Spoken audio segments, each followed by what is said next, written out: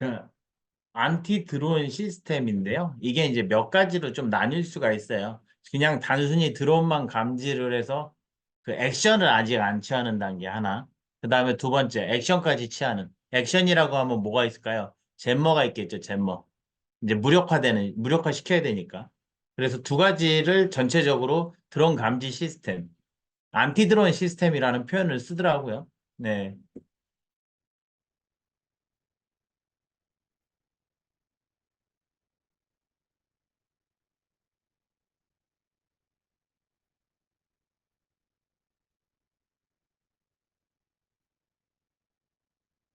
EMP도 들어가 있는 거죠, 이제, 나중에. EMP도 있고요. EMP가 다는 아니에요. 다른 것도, 그냥 그물처럼 쏴서 하는 것도 있고요. 그 다음에 그 독수리 있죠, 독수리. 훈련 시켜갖고 독수리가 드론 잡으러 가요. 뭐 그런 것들도 있어요.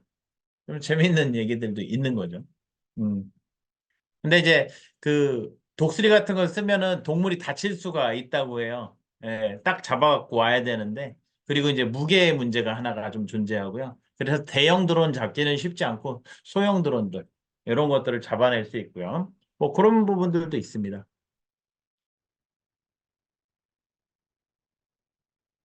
저희는 이게 이 개발량이 상당히 커요. 저희가 하고 싶어도 이게 이제 컨소시엄 맺어갖고 해야 되는 정도의 수준이어가지고 그 안테나하고 시스템 개발을 할 수는 있어요. 스펙트럼 이제 분석, 모니터링하는 것들은 조금 해야 되는데 시간은 많이 걸려요. 그래서 실제 이제 그 무선 송수신기 쪽은 레이더 모듈을 개발해 놓은 게 있어서 그거 써서 이제 해도 되는 거고요. 컨소시엄에서 하고는 쉽죠. 이런 것들은 괜찮을 것 같아요. 예. 지금 드론 감지 시스템 이렇게 나온 것도 그 금액이 워낙 커서 이게 쉬운 게 아니겠다 싶어요. 예, 물론 이제 구축하는 업체 입장에서도 되게 부담이 될 거고 저희 같이 이제 개발하는 업체도 이게 개발 기간과 시간이 비용이 많이 든다라는 얘기인 거죠. 드론 포획은 안 해봤어요. 예, 저희는 이제 이거 판매 회사라서 뭐 실제 뭐 이렇게 드론을 아직 쓸 이유는 별로 없는 거 같고요. 이제 고객사에서 쓰시면은 제가 이제 열심히 대응을 하겠죠. 음.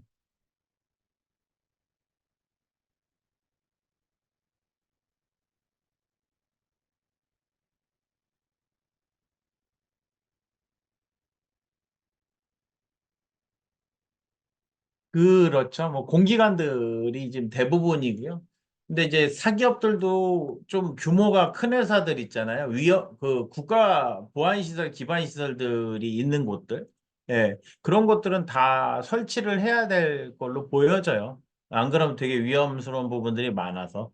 그래서 이제, 어, 제가 몇 년 동안 그냥 하다가 이제는 이제 좀 주력으로 이 시스템을 좀 소개를 해서 널리 활용을 좀 하게 하고 뭐 해야 되기 때문에 제가 이게 세미나를 이제 개최를 지금 하려고 하는 거고요. 예. 기본적으로 뭐 국내 걸로 뭐 이렇게 한 업체는 아니면 공기관들이 좀 있는 걸로 보여지기는 하는데요. 예, 저희가 아로니아사를 이렇게 소개한 거는 이제 처음이에요. 그리고 몇 년 전부터 개발은 되어 있었고요. 국내에는 아마 많이는 안 깔려 있을 거예요. 물론 워낙 시스템 자체가 가격이 높다 보니까 해외는 좀 많이 설치가 됐더라고요. 유럽 쪽이 좀 주력으로 돼 있고요. 요것도 이제 수입하기도 되게 까다로워요. 예, 이게 이제 엑스포트 라이센스가 걸려 있어서 독일 정부 승인도 받아야 되고 되게 복잡하더라고요. 그래서 한번 쭉 들어보시고 이제 소개해 주실 만한 데 있으시면은 쭉 소개해 주시고 드론 시스템은 그렇게 복잡한 개념은 아니에요. 뭐 구축하는데 복잡하고 요 그러니까 뭐 개념 만드는 게 좀 이제 그 실제 기술 만드는 게 복잡한 거죠. 자, 이제 세미나를 시작하도록 하겠습니다. 오늘은 아마 좀 더 빨리 끝날 수도 있을 거고요. 모르겠어요. 네, 오늘 한번 하면서 이야기를 좀 해보려고 하는데 드론을 감지하는 시스템. 예. 제 목소리는 다 들리시죠? 안 들리시는 분은 빨리 손을 보시죠.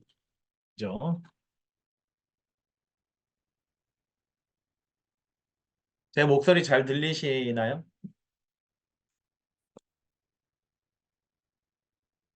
네. 잘 안 들리시면 조치를 빨리 취하셔야 돼요. 다른 분들도 잘 들리시나요?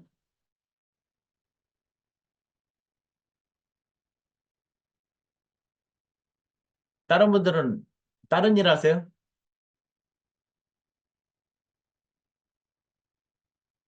네. 자, 뭐 가볍게 시작을 하도록 하겠습니다. 그래서 이제 드론 감지 시스템인데요. 독일의 아로니아사의 제품이에요. 그래서 전체 시스템에 대해서 개략적으로 소개를 좀 드려보려고 이 세미나를 마련을 했고요. 아로니아사는 한 20년 정도 된 회사고요. 처음에는 이제 스펙트럼 분석기 개발을 하다가 안테나랑 개발을 하다가 한 5, 6년 전인가 요 드론 감지 시스템을 개발을 했더라고요. 되게 오래됐어요. 여기서도 아마 오랜 시간 동안 뭔가를 했겠죠. 저희는 이제 아로니아사 대리점이고요. 공식 대리점이라고 보시면 되겠고요. 음, 그래서 이제 전반적으로 기술 동향 간단하게 소개를 하고, 그 다음에 아로니아 제품 소개를 한 다음에, 궁금하신 거, 질문을 하시면 되겠습니다. 드론이라는 거, 뭐, 원래는 이제 드론은 자율적으로 돌아다니면서, 돌아다닐 수 있는 비행체를 의미하는 거죠. 예. 근데 지금은 그 1단계, 2단계 사이라고 보여지는데, 이렇게 조정을 해가지고 원하는 방향에 뭔가 액션을 취하거나, 뭐 카메라로 찍거나 하는 형태의 드론들이 좀 나왔고요. 거기서 이제 진보되면서 이제 대형 드론까지 해서 좀 밀접하게 사용이 되고 있는 상황인데요. 요새 이제 우크라이나전이나, 그죠? 어떤 국지전 같은데 이 드론이 많이 사용이 되고 있어요. 무기를 탑재를 해가지고 하거나 그리고 아주 초소형도 있더라고요. 초소형 드론 그 잠자리 정도 사이즈. 예, 그렇게 뭐 그보단 좀 클 수는 있겠는데 그런 것들을 이용을 해서 그 정보를 그러니까 음향을 수신을 해가지고 오거나 하는 좀 다양한 형태의 그 소형 비행체로서 중형 대형 비행체로서 이렇게 활용이 되고 있다라는 거 그게 드론이죠. 근데 이제 전 세계 아마 시장 중에 DJI라는 회사가 아마 제일 많을 거예요. 자, 뭐 그런 얘기를 하나 좀 드려보고 싶고요. 그 다음에 그 드론을 감지하는 방법의 방법론에서 뭘 사용할 것이냐. 여러분들 딱 떠오르시는 센서가 있으세요? 감지를 하기 위한 센서? 드론을 어떻게 감지할 것인가?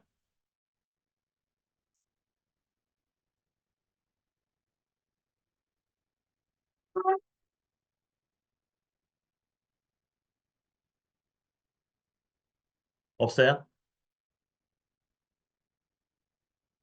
물체로 인지하고. 그 다음에 어떤 센서를 쓰면 좋을까요? 딱 떠오르는 게. 첫 번째는 아마 영상 센서, 카메라 센서일 거예요. 카메라 센서. 또 열화상 카메라도 있겠네요. 뭐 어차피 허공을 좀 바라보면서 하면은 예. 그래서 그 허공을 바라보면서 하면은 이렇게 측정을 해 아니 뭐야 그 감지를 해볼 수가 있겠네요. 예. 그런 것들이 좀 있을 수 있겠네요. 예, 소리도 있죠. 모터 소리가 있으니까. 근데 이제 여기서 이제 음향 탐지 센서, 방향 탐지 센서, 그 다음에 영상 센서, 레이더 센서인데요. 첫 번째로 음향 탐지를 하면 말씀하신 대로 그 소리, 모토의 소리를 이용을 해서 프로펠러 회전 소리 이런 것들을 이용을 해서 소음을 감지한다. 아, 근데 문제는 뭘까요? 음향 탐지 센서를 사용을 했을 때 문제점.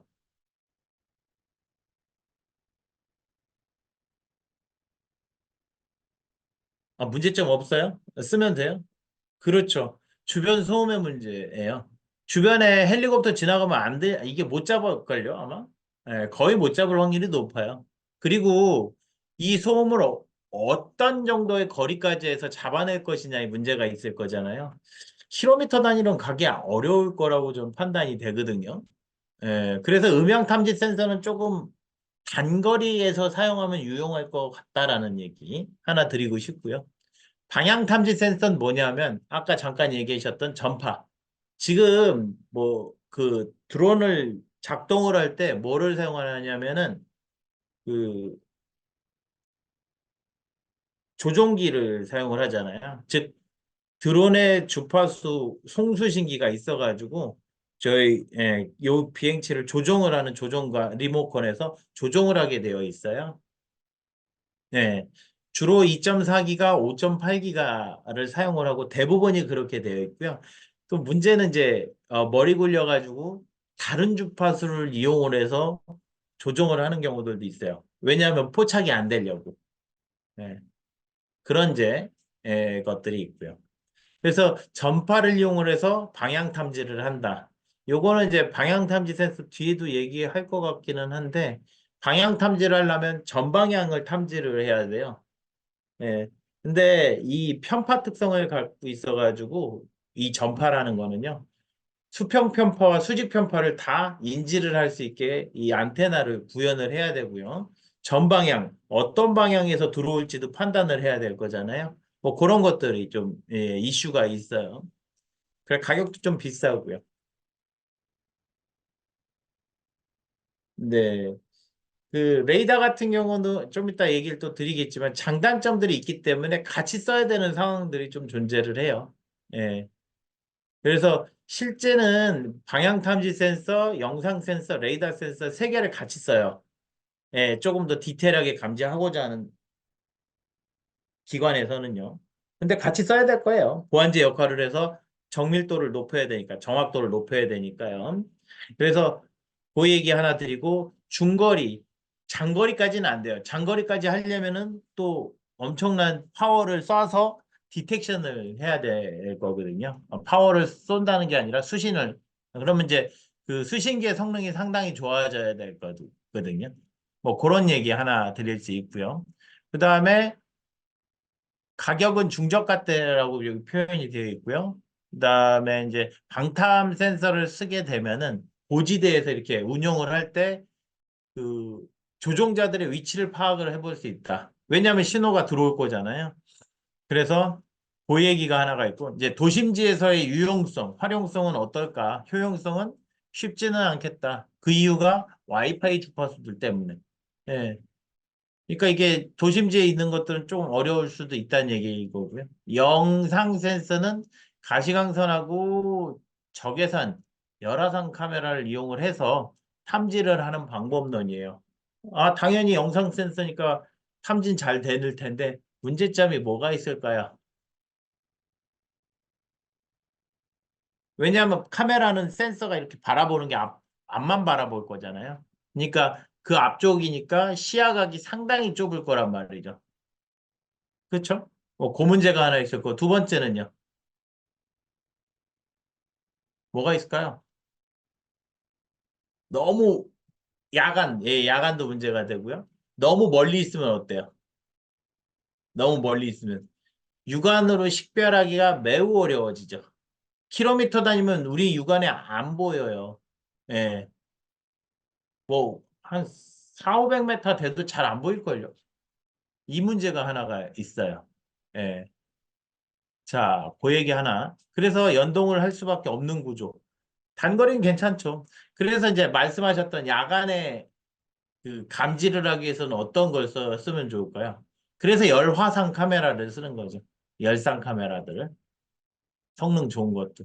그래야지 이제 이게 불빛으로 보여지니까 디스플레이 돼서.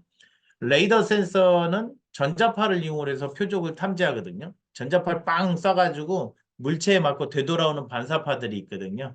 그래서 그걸 맞아서 속도, 거리, 위치를 파악을 할 수가 있어요. 음.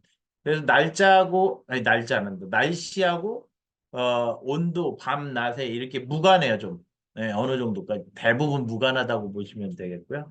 장거리 탐지가 가능한 거죠. 장거리 탐지가. 예. 근데 문제는 가격이 상당히 고가가 될 수밖에 없어요, 구조상.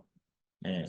그다음에 이제 또 여기서도 문제가 없지는 않아요. 전파 송출로 인해서 간섭을 일으킬 수 있거든요. 왜냐하면은 전파를 세게 쏴야 되거든요. 그러면 도심지 같은데 좀 우려스러운 부분들이 있을 수 있기 때문에 그런 부분들도 애로사항이 되겠습니다.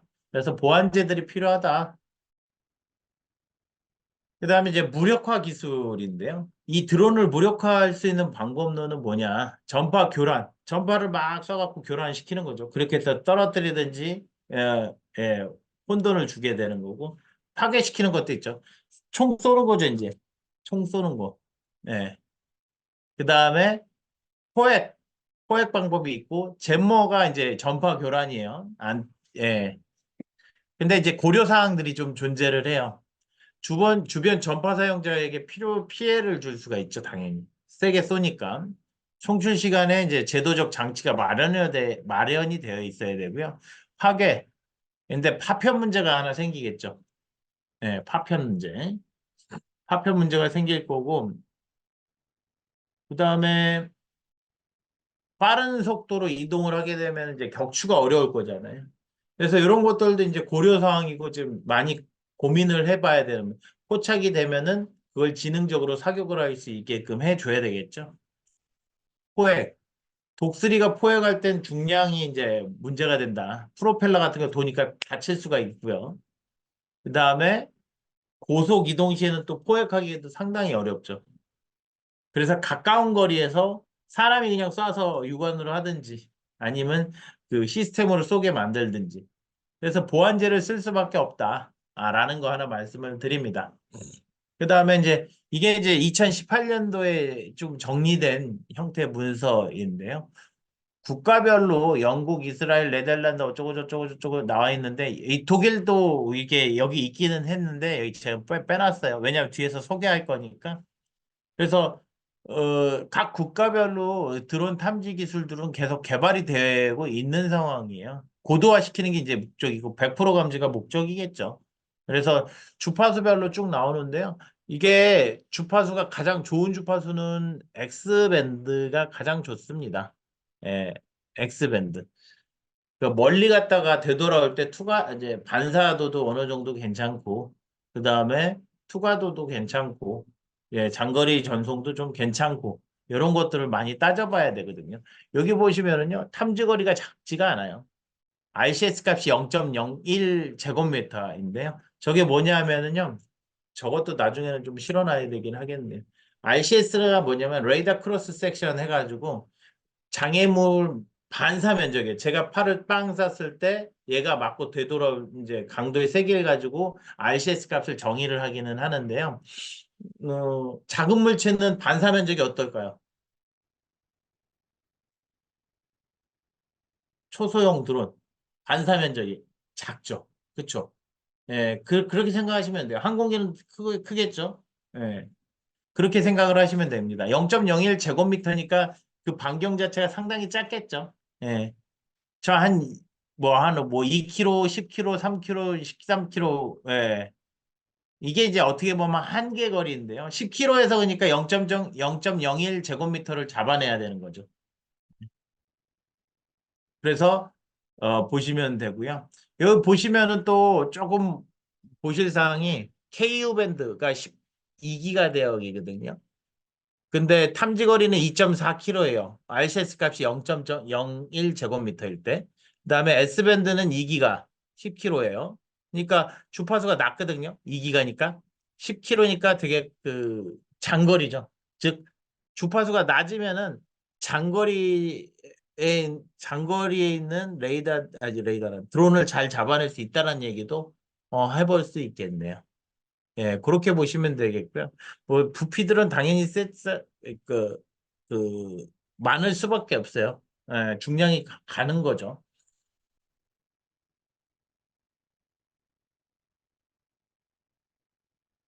자, 그런 얘기를 하나 드려보고요. 그래서 이제 각국의 드론 감지 시스템들을 지금 여기서 표현을 해 놨는데, 요거 이제 레이더랑 연동을 시키는 걸로 보여지겠네. 여긴 제머 같네. 전파 교란 장비. 그래서 이런 장비들을 써서 이런 식으로 그 지도에다 매핑을 시켜주는 거죠. 날라왔다. 어떻게 할래? 어떻게 할래? 어떻게 할래? 알림을 주거나 모니터링을 하는 거죠. 음. 근데 이제 애로사항이 뭘까요? 드론을 잡는 데 있어서. 아까 잠깐 얘기하셨던 것 같기도 하고. 아니면 여기 이제 세미나 저 하실 때 이야기를 한 것 같은데요. 뭐가 문제냐면 그 위에 그 드론만 돌아다니는 거 아니잖아요. 이 자유공간상에서. 그렇겠죠. 음. 그래서 새떼도 다닐 것이고 이동체들이 있을 수도 있잖아요. 그런 것들까지 다 구별을 해내야 되는 거죠. 그래서 이제 이게 지속적으로 학습이 좀 돼야 돼요. 학습이. 예. 그 되게 어려운 부분이죠. 레이더도 어느 정도까지는 새하고 드론하고도 이렇게 그 구별을 해낼 수 있어야 되거든요. 100%는 아니더라도. 한 90% 이상까지는 잡아내야 되는데, 이제 아직까지는 그 정도까지 레이더들이 별로 없을 거예요. 뭐 여튼 간에 보안제를 써서 완벽하게 만들어내는 거고, 거기다가 지금 최근 추세는 AI를 붙여서 자꾸 모델링을 하는 거죠. 예. 그렇게 해서 이제 드론 감시 시스템이 구축이 된다라고 보시면 되겠습니다. 그래서 이제 이런 형태의 레이더들이 존재를 한다, 아니, 감시 시스템들이 존재를 한다라고 보시면 되겠고요. 예, 굉장히 많은 회사들이 지금 하고 있다라는 거고요. 근데 이제 대부분 많이 깔리는지는 잘 모르겠어요. 아직까지는. 그래서 이제 아로니아사 제품을 좀 보려고 하는데요. 그래서 이제 시스템을 소개하는데 지금까지는 한 1000개 업체 이상의 성공적으로 수행을 했다라고 이야기를 해요. 그다음에 그 주파수 범위가 이제 이 정도인데 이거보다 더 높게도 쓸 수 있어요. 어디서 밑받침이 되면 되냐면은 요 모니터링 시스템이 높은 주파수까지도 커버를 하면은 이런 부분들을 또 전체를 커버를 할 수 있다라는 얘기. 여기서 이제 많은 드론에 대한 실시간 디코딩, 계속적으로 디코딩을 해서 드론을 이제 확인을 할 수가 있고, 그다음에 AI 기술을 넣었다. 그다음에 3D DF인데요. 그러니까 360도 전방향을 DF와 Directional Finding이라고 보시면 되겠고요. 그래서 계속 지속적으로 들어오는 주파수에 대해서 모니터링을 한다. 이렇게 이해를 하시면 되겠습니다. 그 다음에 50km의 원거리 감시. 물론 이제 시스템을 더 확장을 해서 구축을 하기는 해야 되는데 원거리 감시가 가능해요. 50km 반경이면 우리나라에서 쓸 데는 없을 것 같은데. 있을까요? 50km 황무지에서 쓸까? 예. 하여튼 이렇게 이제 원거리 감시도 가능하다라는 거. 그리고 원격 제어. 그다음에 자동적으로 지능적으로 대응을 할 수 있는 것 체계까지는 마련이 돼 있어요. 그다음에 뭐 사양이라고 쭉 되어 있는데요. 실시간 드론 프로토콜을 감시할 수 있다. 말씀드렸지만 이제 DJI가 대부분이기 때문에 이 그 아로니아사에서도 처음에 이제 소형 시스템 구축을 할때 이 DJI 시스템만 감지하겠다라는 형태로 이렇게 시스템 구성을 하게 되거든요. 뭐 그 가격은 그렇게 비싸지는 않아요. 근데 문제는 뭐일까요? 진짜 DJI 시스템만 쓰면 되는데 그렇진 않을 수도 있잖아요. 그런 문제 그 부분들까지도 고민을 해야 된다라는 거죠.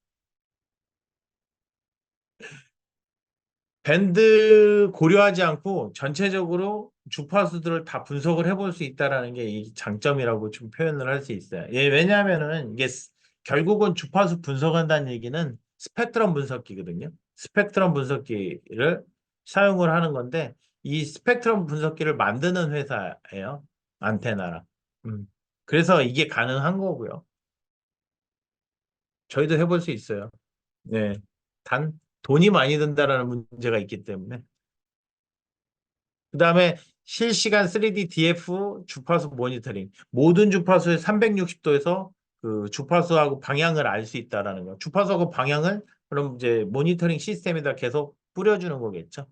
수입, 그러니까 조절 스피드. 그러니까 빠르게 계속 시간 동안 받아내야 되잖아요. 그래서 빠른 형태다라고. 그래서 이제 뭐 요 드론 트래킹이 가능하다라는 거 하고 50km 정도도 가능하다. 예. 그다음에 패턴 인식도 가능하고 요 정도의 주파수는 당연히 가능하다는 얘기를 지금 하고 있고요.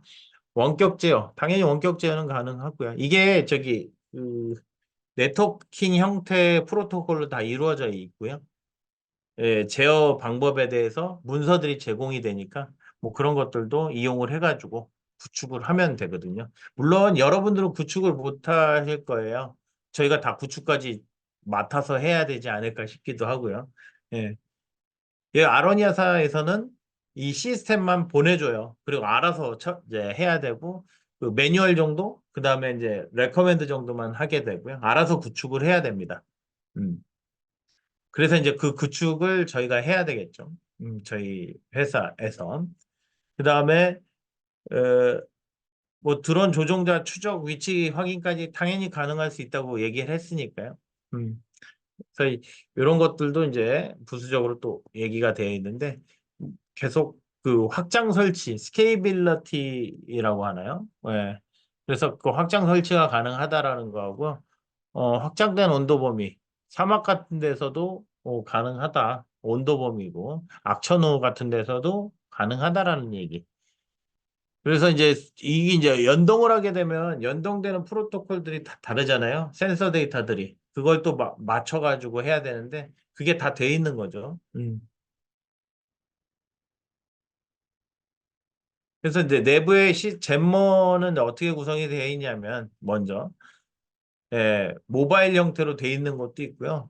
그다음에 특정 주파수에 대해서 잼머 할 수 있게끔 되어 있고 프로그래머블.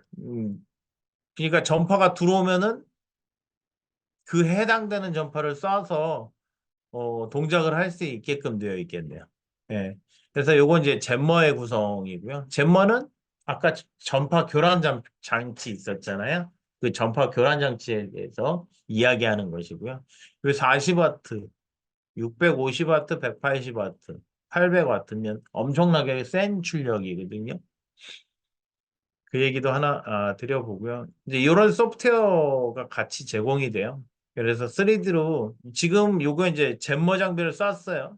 쐈을 때 이런 식으로 날아간다는 걸 보여주고 어떤 특정 구간이 되겠죠.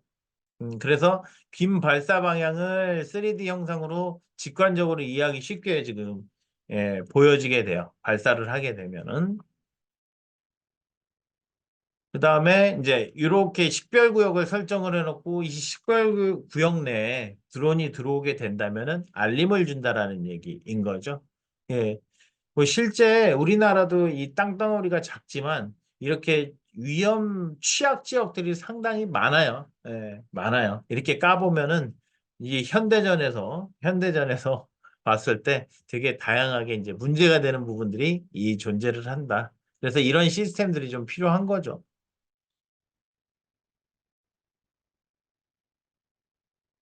그 다음에 이제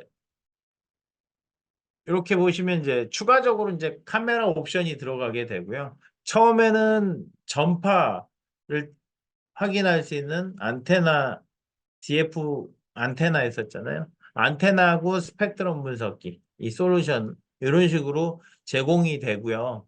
그 다음에 카메라 플러스, 이제 영상 카메라겠죠. 비주얼 카메라.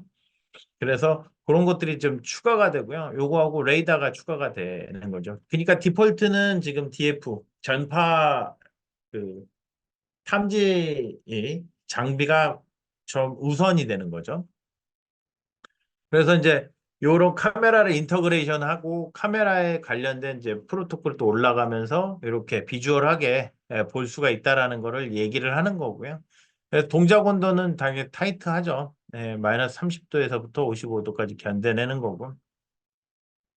당연히 얘도 예, 뱅글뱅글 돌아가면서 연속 회전하면서 그 비행체를 확인을 해야 되겠죠. 그렇게 보시면 되게끔. 여기 또 당연히 AI 분석이 가능하게 프로토콜을 구성을 해 놓은 거고요. 레이더는 이제 레이더가 좀 비싸요. 예, 굉장히 비싸게 보여지던데요. 그래서 새 드론 식별이 가능하다라는 얘기. 그 UAV가 왔을 때 비행 금지고요. 다중 알람 구성 이렇게 된다 보시면 되겠고요.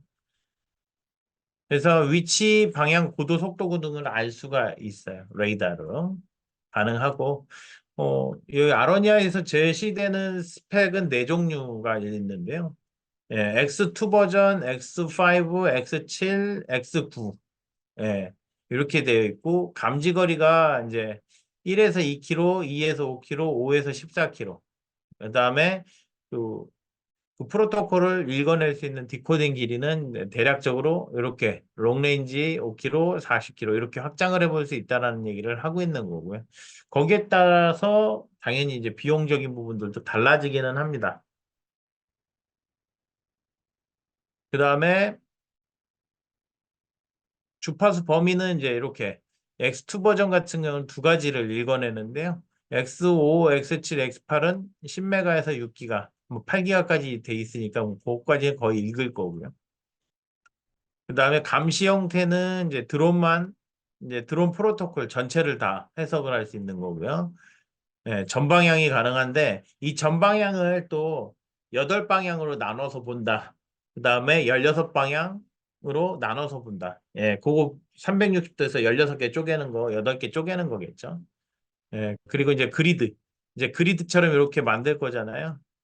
예, 뭐 이런 식으로. 요 간격이 몇 메타, 몇 킬로, 몇 킬로, 몇 킬로, 몇 킬로. 권장거리는 2km, 3km라고 되어 있고요. 그 다음에 카메라하고 잼밍 옵션이 이제 설치가 되는 거고요.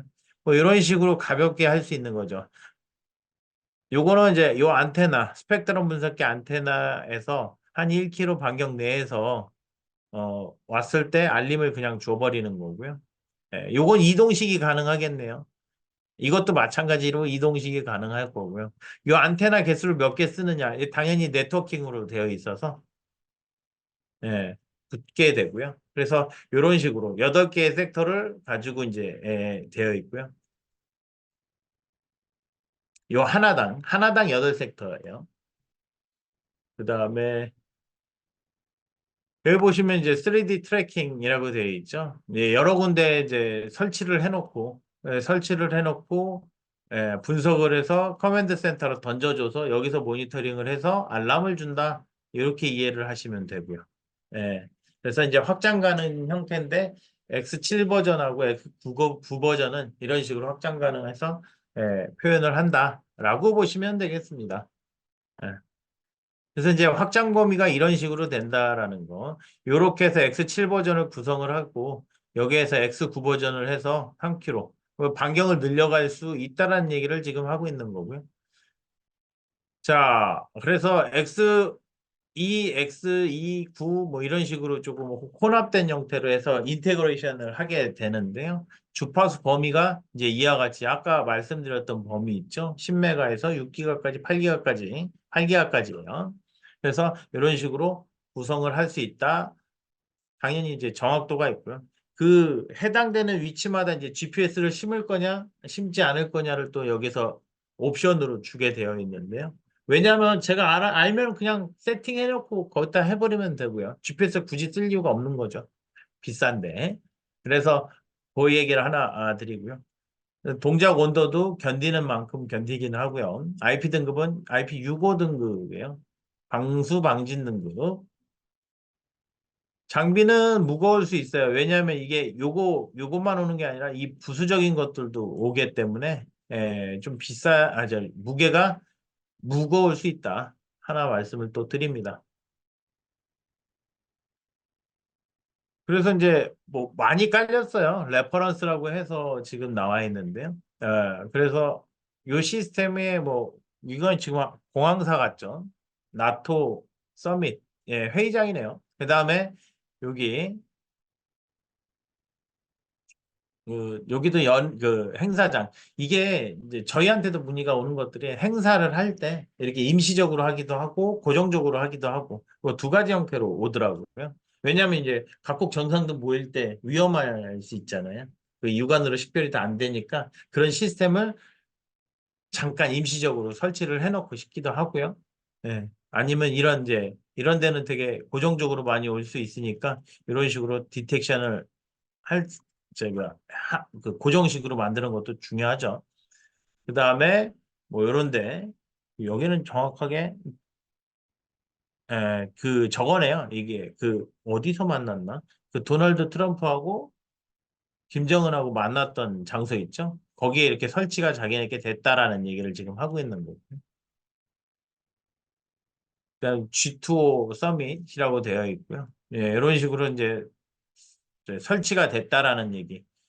예, 그다음에 무스카토 그 국제공항에 중동 쪽인데요. 이렇게 설치가 됐다라는 얘기를 지금 하고 있고요. 그다음에 뭐 레퍼런스는 지금 월드와이드로 많이 지금 깔려가고 있는 추세고요. 주로 보시면 이제 유럽 쪽에 보면 좀 많이 되어 있죠.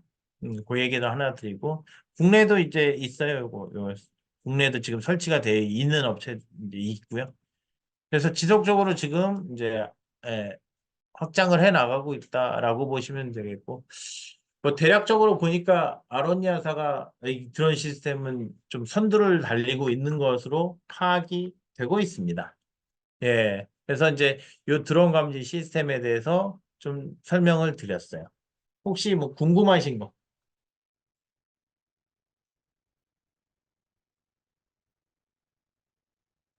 없으세요? 궁금하신 거? 예. 워낙 설명을 잘했나요? 이 드론 시스템이 엄청 뭐 복잡한 건 아니기 때문에 예. 뭐 기본적으로 제가 이 시스템 구성 요소 그다음에 이 커맨드 센터 있고요. 이게 이제 내부적으로 실제 여러분들이 회사에서 아니면 기관에서 쓰시거나 하면 좀 복잡도가 높아요. 왜냐하면 검토할 게 워낙 많거든요. 저희도 이제 이 드론 시스템 주면은 질문지를 또 드려야 돼요. 어떻게 구축을 할 것인지, 어떤 시스템 비용, 버짓이 있는지, 그럼 거기에 따라서 레코멘드를 해주고요. 뭐 레이더 필요하다, 카메라 더 필요하다 하면은 거기에 대한 추가적인 비용들이 있고요. 그 다음에 그 소프트웨어 비용이 또 있어요. 1년마다 소프트웨어 비용이 추가적으로 들어가게 되고요. 라이센스 비용이. 뭐 그렇게 구성이 되어 있습니다. 그 다음에 저희는 이제 메인턴스 비용, 연간 메인턴스 비용이 하게 되고요. 뭐 그런 식으로 진행이 되게 되어 있어요. 그래서 뭐 대략적으로 시스템 구성은 단순한데 실제 설치해서 운영하고 하는 데까지는 상당한 시간과 복잡도가 증가하게 되어 있다라는 거 말씀을 좀 드립니다. 예. 그래서 뭐 아마 여러분들도 그렇게 질문이 많이는 없을 것 같은데 전반적으로 기술 개요는 설명을 했고요. 레이더의 탐지 범위는 한 2, 30km 정도 된다고 보시면 되겠고요. 고속도로의 인식이 이제 관건이에요. 말씀하셨듯이. 그래서 그런 부분들은 이제 고속 인식이 잘 될 수 있도록 당연히 그 레이더 같은 게 좀 잘 감지가 돼야 되는데 실제 레이더를 쓴다고 해서 예, 100%냐? 그렇지는 않아요. 보완제라고 생각을 하셔야 됩니다. 보완제. 예. 그렇게 보시면 되겠고요. 그 다음에, 예, 뭐, 스마트 팩토리는 뭐, 로봇 센서 등의, 드론 감지 시스템, 뭐, 써봐야죠. 네, 좀 고민을 해봐야 되는 문제일 것 같고요. 그 다음에, 드론의 제밍은 말씀드렸듯이 잼머 장비, 송신기. 쉽게 얘기하면 파워를 세게 써서, 해당되는 주파수를 죽여버리는 거거든요. 교란이 되는 거죠. 예. 저게 뭐야? 어, 비행기 있잖아요. 비행기에도 GPS 달려 있잖아요. 그래서 이제 항공기 교란시키려면 GPS 신호에 해당하는 주파수를 막 쏴요. 쏴가지고 무력화 시키는 거죠. 못 받게. 예. 그래서 수신기에서 못 받게 해버리면은 당연히 혼돈을 일으킬 거니까요. 그렇게 보시면 되겠고요. 그 다음에 뭐가 있을까요? 또 얘기 드릴게. 예, 이거 드론 시스템에 안테나는 만들 수 있을 것 같아요. 시간이 좀 걸려서 그렇지. 방향 탐지 안테나이잖아요. 근데 여기에 이제 그 소프트웨어도 좀 많이 들어가는 걸로 보여지기는 해요. 네, LNA도 들어가야 될 거고요. 한번 국산화 시도해 보세요. 여러분들께서. 음. 그 다음에 그, 예, 그 드론하고 새하고 구별하기가 쉽지가 않으니까 그런 것들을 구별해내는 게 일이거든요. 그러니까 이게 지금 레이더 시스템은 드론하고 새하고 감지될 수 있게끔 알고리즘 처리를 해놓은 걸 거예요. 당연히 그래야 되는 거예요. 그리고 드론은 당연히 전파를 쏘니까 전파를 이용을 해서 계속 감지를 하면 될 거고요. 하나의 안테나로는 두 개를 받을 수는 없어요. 예. 아, 물론 이제 그 조금 특허가 되겠네요. 예, 두 개를 받아내기 위해서. 그래서 수직 편파하고 수평 편파를 받을 수 있는 방법 안테나 두 개로 내부적으로 돼 있어요. 여기 보시면 아까 돔으로 이렇게 돼 있잖아요. 예. 그래서 돔으로 돼 있어서 그건 좀 뜯어보셔야 돼요. 예. 그래서 뭐 종류 방향 탐지 안테나라고 쳐보셔서 조금 그 검색을 해보시는 게 좋습니다. 그래서 방향 탐지 안테나의 기본적으로 그렇게 해야 되거든요. 수평 편파하고 수직 편파하고 같이. 도만의 기계 회전은 아니에요. 예. 기계 회전도 괜찮은 방법이 될 수 있을까요? 안 돼, 쉽지 않아요, 그거. 왜냐하면 동시에 들어오면 인지를 못 하잖아요. 그럼 굉장히 빨라야 되겠네요. 회전시키는 게. 아이디어를 좀 내보시죠. 그 다음에 레이더를 활용해서 당연히 다중물체 인식은 돼요. 예. 방법은 이거는 뭐 레이더에 관련된 얘기니까요. 그다음에 전반적으로 지금 시장 동향 얘기 드렸고 구축을 지금 활발하게 하고 있는 상황이고 국내는 아직 태동인 것 같아요. 제가 보기엔. 왜냐하면 가격이 워낙 비싸서 잘 안 쓰는데 문제는 이제 아마 우크라이나 전쟁이 기폭제가 된 걸로 보여져요. 그래서 지금 저희한테 되게 문의가 많이 오는 게 두 가지거든요. 하나는 GPR, 그라운드 페네트레이팅 레이더니까 지뢰 탐지기 개발하는 형태, 그거 하나 하고요. 하나는 이 드론, 이쪽이 문의가 좀 많이 옵니다. 구매를 해 가시면 제일 좋은데요. 문의만 하세요. 이 기술만이만. 그다음에 뭐 드론의 다양한 활용은 잘 해보셔야죠. 제가 관제센터 안에 없어도 제가 사무실에 있어도 원격으로 제어가 가능하다는 얘기로 보시면 되고요. 그 LTE망을 활용을 할 수도 있고요. 유선망을 활용을 해서 해볼 수도 있는 거죠. 그건 망 구성하기는 좀 나름일 것 같아요. 예. 근데 여기서는 아마 네트워킹이 가장 그냥 유선 네트워크가 가장 제일 기본적인 제공하는 네트워킹이고요. 거기에서 원격 제어 이렇게 그 프로토콜을 만들어 놨겠죠, 당연히. 개발 비용은 상당히 비싸요. 그건 뭐 문의를 주셔야 되는데. 그다음에 수중 드론이나 수상 드론의 감시 체계는 좀 만들어 봐야 되겠네요. 요것도 참 아이디어가 괜찮은데 아직은 이제 이제 이 공중에 있는 것보다 수요가 작으니까 아마 연구들을 많이는 안 할 텐데 이제부터는 하기는 해봐야 되겠네요. 음, 되게 어려울 것 같은데 수중 드론. 소형 드론 탐지 시 오탄 방지 방법은 뭐 기본적으로 오탄 방지 방법은 비행체 속도 가지고 좀 측정을 해봐야 되지 않을까 싶고 그 다음에 하나 어차피 RCS 값이 있기 때문에 RCS 값이 작잖아요. 그걸 가지고 패턴을 만들어야 되겠죠. 뭐 드론 시스템의 전반적인 이해는 이제 이야기를 드렸습니다. 여기까지 이야기를 좀 더 드리면 될 것 같은데. 네. 여러분들이 궁금한 사항들은 제가 다 표현은 했어요. 네. 더 궁금하신 거를 질문을 하시면 돼요, 이제.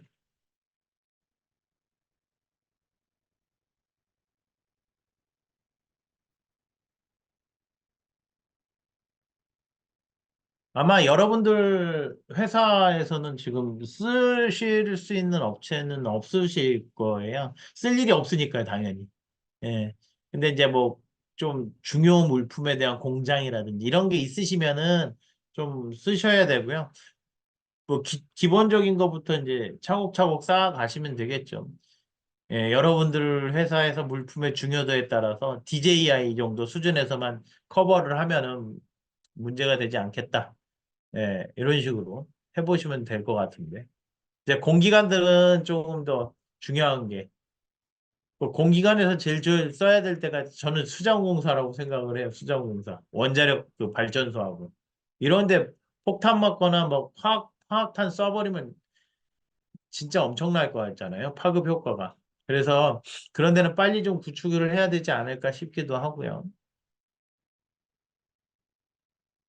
그래서 이제 여러분들 이 시스템을 주변 지인분들한테 소개를 좀 해주세요.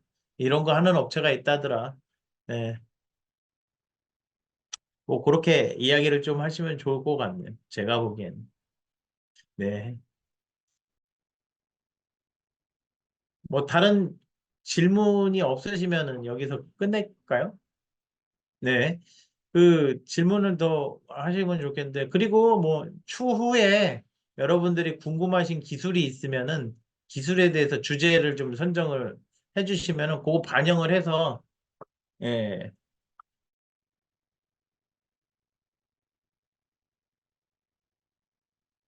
네, 감사합니다. 어, 책자는 PDF 제공은 안 해드리고요. 그 다음에 구매 시에는 지금 통합본을 저희가 판매를 해요. 그래서 그거는 컬러본이에요. 기본적으로. 컬러 책자니까 그 구매하시는 게 좋고, 그 작년엔가부터 제가 컬러본으로 바꿨어요. 예, 그래서 그 컬러본은 그런 식으로 하실 수 있고요. 네. 또 다른 질문이 없으시면은 이제 이것으로써 세미나를 종료하도록 하겠습니다. 수고하셨습니다.